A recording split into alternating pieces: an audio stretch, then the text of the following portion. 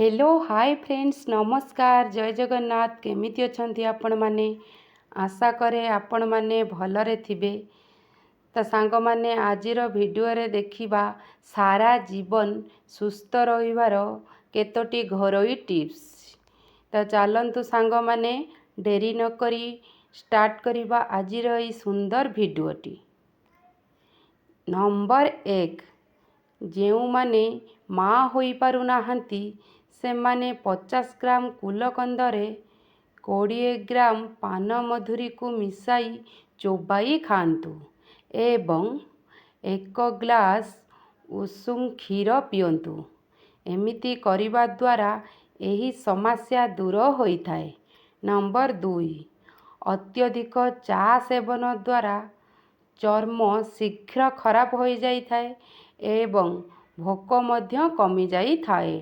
Number 3 limb पत्र powder रे किछि गोलाप जल मिसाई लगाइबा द्वारा चेहरा रे थिबा कला दाग दूर होइथाए एवं चेहरा रे चमक बा ग्लो आसीथाए।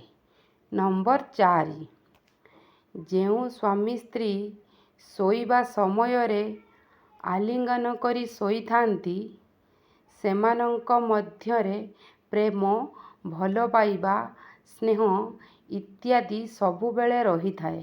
एमाने केबे भी काहाठारु अलगा हुअंती नाही।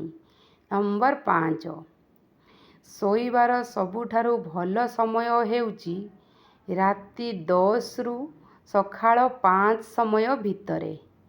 एहा ही सबुठु भल समय होइथाए सोइबा पाई।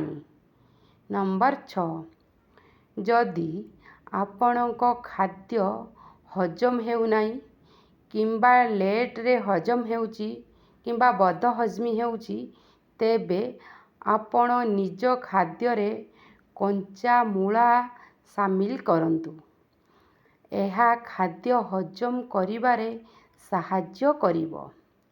नंबर 7 जेउ व्यक्ति अधिक समय मोबाइल रे कथा होई थांती सेही व्यक्तिंकर मस्तिष्कर पावर शीघ्र खराब हो जाई थाए।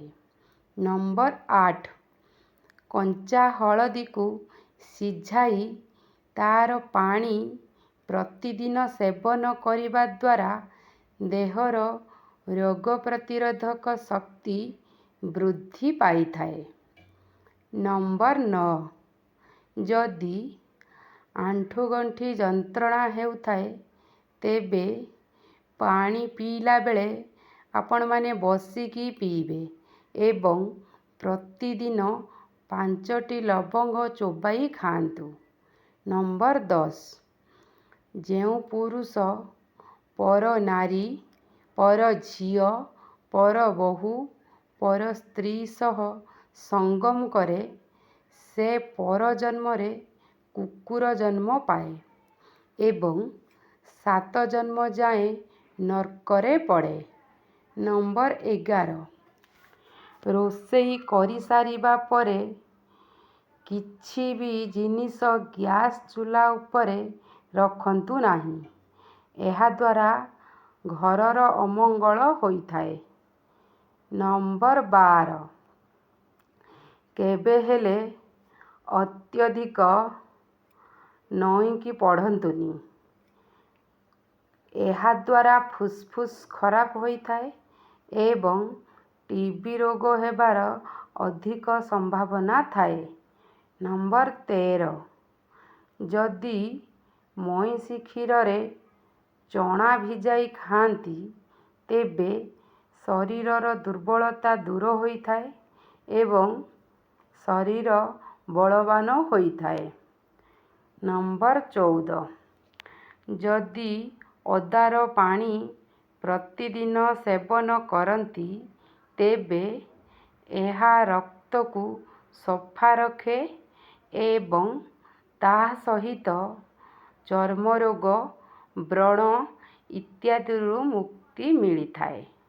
नंबर 15 काली गाई ठारू क्षीर दुईबार स्वप्न देखिले भाग्यर ବହୁତ ବଡ଼ ପରିବର୍ତ୍ତନ ଘଟିଥାଏ ଏବଂ ଶୁଭ ଫଳ ଘଟିଥାଏ ଖୁବ୍ ଶୀଘ୍ର। ନମ୍ବର 16, ଯେଉଁମାନଙ୍କର ସ୍ତନ ଛୋଟ ସେମାନେ ପ୍ରତିଦିନ ଅଲିଭ୍ ଅଏଲ୍ ସ୍ତନରେ ମସାଜ କରନ୍ତୁ। ସ୍ତନର ଆକାର ବଢ଼ିବା ସହିତ ଆକର୍ଷଣୀୟ ଦିଶିବ।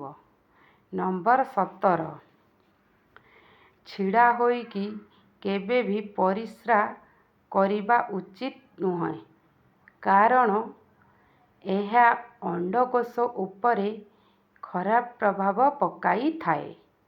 ନମ୍ବର 18, ମା' କ୍ଷୀର କମ୍ ହେଉଥିଲେ ମସୁର ଡାଲି ଅଧିକରୁ ଅଧିକ ସେବନ କରନ୍ତୁ ଏବଂ ସକାଳୁ ପ୍ରତିଦିନ ଶାଗୁ ଖିରି କରି ଖାଆନ୍ତୁ। ଏହାଦ୍ୱାରା ମା'ର କ୍ଷୀର ବଢ଼ିଥାଏ। ନମ୍ବର 19, ଫୋନରେ କଥା ହେଲାବେଳେ ଫୋନକୁ ବାମ ପଟ କାନରେ ଦେଇ କଥା ହୁଅନ୍ତୁ। ନମ୍ବର 19, ସକାଳେ 2 ଗ୍ଲାସ ଗରମ ପାଣି ପିଅନ୍ତୁ। ଏହାଦ୍ୱାରା ପେଟର ଚର୍ବି କମିଥାଏ ଏବଂ ଓଜନ ମଧ୍ୟ ଶରୀରର ହ୍ରାସ ପାଇଥାଏ। ନମ୍ବର 21, ରାତିରେ ଖଟା ଫଳ ଖାଆନ୍ତୁ ନାହିଁ। ନମ୍ବର 22, ଚିନି, ଲୁଣ, ମଇଦା ଏହି 3ଟି ଧଳା ଜହର ଠାରୁ ନିଜକୁ ଦୂରେଇ ରଖନ୍ତୁ। ନମ୍ବର 23, ଧଳା ଲୁଣ ସମ୍ପୂର୍ଣ୍ଣ ବନ୍ଦ କରନ୍ତୁ। ସନ୍ଦେବ ଲୁଣ ଖାଆନ୍ତୁ। ନମ୍ବର 24, ନିଜର ଶୋଇବା ରୁମକୁ ସର୍ବଦା ପରିଷ୍କାର ରଖନ୍ତୁ ଏବଂ ପବନ ଯିବା ଆସିବା ପାଇଁ ବାଟ ରଖନ୍ତୁ। ନମ୍ବର 25, ମୁହଁରେ ପାଣି ଢାଳିକି ଗାଧୋଇଲେ କେବେ ବି ଥଣ୍ଡା କିମ୍ବା ଜ୍ୱର ହୋଇନଥାଏ। ନମ୍ବର 26,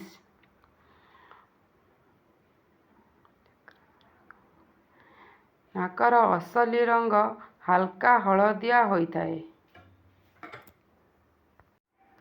ଏହାକୁ ଧଳା କରିବାକୁ ଯାଇ ନିଜର ଦାନ୍ତକୁ ଖରାପ କରନ୍ତୁନି। ନମ୍ବର 27, ଯଦି ଆପଣ ଟଏଲେଟ୍ ଯିବା ସମୟରେ ଦାନ୍ତକୁ ଜାବିକି ଧରନ୍ତି ତେବେ ଆପଣଙ୍କୁ କେବେ ବି ପକ୍ଷାଘାତ ଭଳି ରୋଗ ହେବ ନାହିଁ। ନମ୍ବର 28, ସୋୟାବିନ୍ ବଡ଼ିକୁ 2 ଘଣ୍ଟା ଭିଜାଇ ରଖନ୍ତୁ।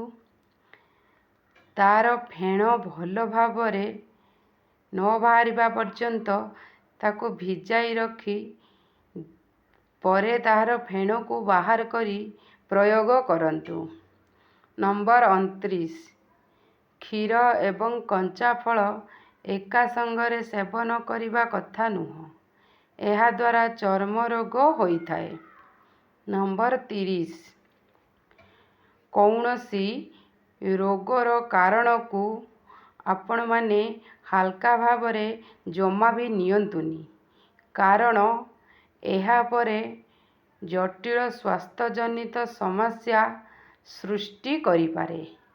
ନମ୍ବର 31, ଗୋଟିଏ ସ୍ଥାନରେ ଅଧିକ ସମୟ ବସି କାମ କରିବାକୁ ପଡ଼ୁଥିଲେ ତା ଭିତରେ କିଛି ସମୟ ପାଇଁ ହେଉ ପଛେ ଉଠି ଚଲାବୁଲା କରନ୍ତୁ।